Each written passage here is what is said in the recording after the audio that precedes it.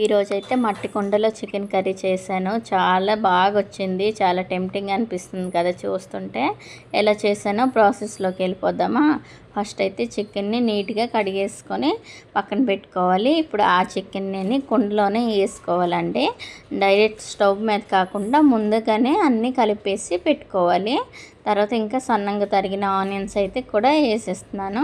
Stove మీద పెట్టుకుంటే direct ఉట్టకుండా పగిలిపోద్ది. ఇలా చేసి ఒకసారి చూడండి, కర్రీ అయితే చాలా బాగా వస్తుంది. ఇంక ఇక్కడైతే మిర్చిని కూడా కొన్ని యాడ్ చేశాను నేను. దాంట్లోనే మసాలా, కొంచెం కారం, పసుపు, కొంచెం ఉప్పు వేసుకొని పైన కొంచెం అంటే కొంచెం నూనె, ఇంకా జింజర్ గార్లిక్ పేస్ట్ వేసుకొని బాగా కలుపుకోవాలంటే ముక్కకి బాగా మసాలా పట్టినట్టు కలిపేసుకోవాలి. మనం ఫ్రిడ్జ్లో ఏం పెట్టుకోక్కర్లేదు, పక్కన పెట్టేసుకొని ఒక ½ అయినా 1 అవర్ అని పెట్టుకుంటే చాలా మంచిది. బాగా మ్యారినేట్ అవుతుంది చికెన్ అయితే. నేనైతే ఇప్పుడు ఇంకా స్టవ్ మీద డైరెక్ట్ పెట్టేస్తున్నాను. మ్యారినేట్ చేసుకున్నాం కదా చికెన్ని.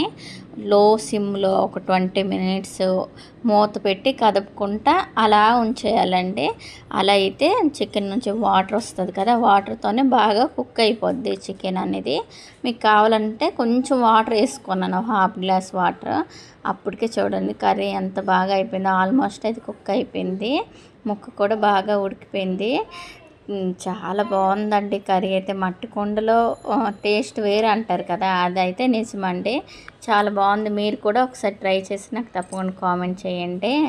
ఇంతేనండి ఈ వీడియో. Bye guys, thanks for watching.